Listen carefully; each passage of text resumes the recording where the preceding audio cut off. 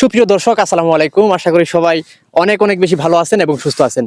আজকের এই ভিডিওতে আপনারা দেখতে পাচ্ছেন যে আমাদের ছোট্ট একটি রাস্তার সংস্কার বা মেরামত কাজ আমরা করতেছি। তো এই রাস্তাটির লোকেশন হচ্ছে নকলা উপজেলার ৮ নং চরষ্টধর ইউনিয়ন অন্তর্গত দদিয়ারচর গ্রাম। দদিয়ারচর পূর্বপাড়া গ্রামের যে রাস্তাটি আছে, পারিবারিকভাবে যে রাস্তাটি নির্মাণ করা হয়েছিল, সেই রাস্তার কাজ কিন্তু প্রত্যেক বছর বর্ষাকাল আসলেই এই কাজগুলা সংস্কার করতে হয় বা মেরামত করতে হয়। এই বছর বর্ষাকালে কিছুদিন আগে বর্ষার সময় আমাদের এই রাস্তাটি একেবারে এই পর্যন্ত গর্ত হয়ে গেছিল। এই গর্তের কারণে মানুষ চলাচল করতে পারতেছিল না, লোকজন এই পাশ থেকে ওই পাশ যাইতে পারতেছিল না। আমি ভিডিওতে দেখিয়ে দিব যে কি পরিমাণ গর্ত হয়েছিল বা জনগণ চলাচলের জন্য অনুপযোগী হয়ে গেছিল রাস্তাটি। তো এইবার আমরা আমাদের নিজেদের অর্থায়নে, নিজেদের চেষ্টায় আমরা আবারও এই রাস্তাটির মেরামত কাজ হাতে নিয়েছি। এখানে আমরা বালি ফেলিয়েছি, তারপর বালির সাথে কিন্তু সিমেন্ট দিয়েছি। এইবার আগের বার কিন্তু শুধুমাত্র মাটি দিয়েছিলাম, এবার সিমেন্ট দিয়েছি। সিমেন্ট দেওয়ার কারণ কি হুজুর একটু বলবেন? আসসালামু আলাইকুম ওয়া রাহমাতুল্লাহ। আলহামদুলিল্লাহ, আমরা আসলে যে রাস্তার কাজ করতেছি এটা আমাদের ইতিপূর্বে আজ থেকে 3 বছর আগে এখানে কোনো রাস্তা ছিল না। এদিক দিয়ে আমরা পায়ে হাঁটারা মানে বাতুর দিয়ে আমরা যাতায়াত করতাম আমাদের এই পূর্বপাড়া মানুষগুলো। তো আমরা 3 বছর আগে এখানে মাটি ফালাই, অনেক টাকা খরচ হয়, আমরা নিজেরাও অনেক পরিশ্রম করি।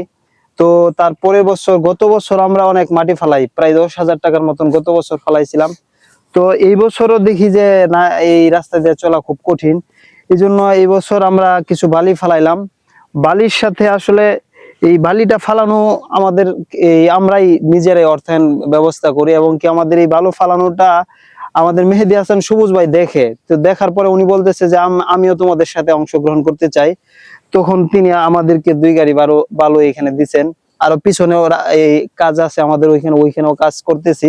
আর যে ভাই আমাদেরকে এই কাজে সহযোগিতা করেছে, তার জন্য সকলেই দোয়া করবেন। তিনি যেন ভবিষ্যতে এই ধরনের জনসেবামূলক কাজ আরো অনেক অনেক বেশি করতে পারে, মানুষের পাশে দাঁড়াতে পারে। সেই জন্য সবাই দোয়া করবেন।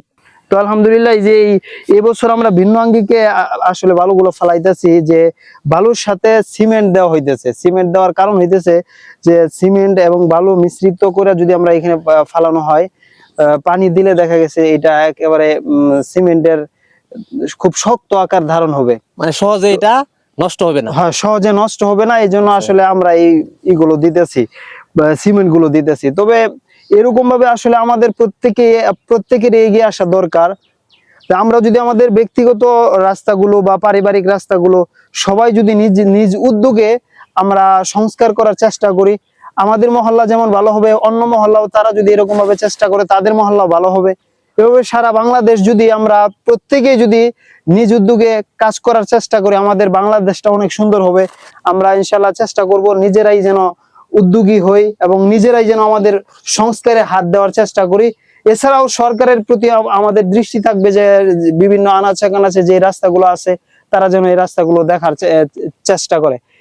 আমার কথা এই পর্যন্ত বলে আমি আমার কথা শেষ করছি। আসসালামু আলাইকুম ওয়া রাহমাতুল্লাহ। অত্যন্ত চমৎকার এবং তাৎপর্যপূর্ণ কথা বললেন আমাদের জিয়াউল হুজুর। তো আমাদের দুপুর টাইম, সবাই কিন্তু কাজ করতে করতে ক্লান্ত হয়ে গেছে, অনেকেই চলে গেছে বাড়িতে। এই ভিডিওটি একটু শেয়ার করে দিবেন, যার মাধ্যমে এই ধরনের উদ্যোগ অন্যান্য এলাকার যুব সমাজ নিতে পারে, নিজেদের কাজ নিজেরাই করতে পারে।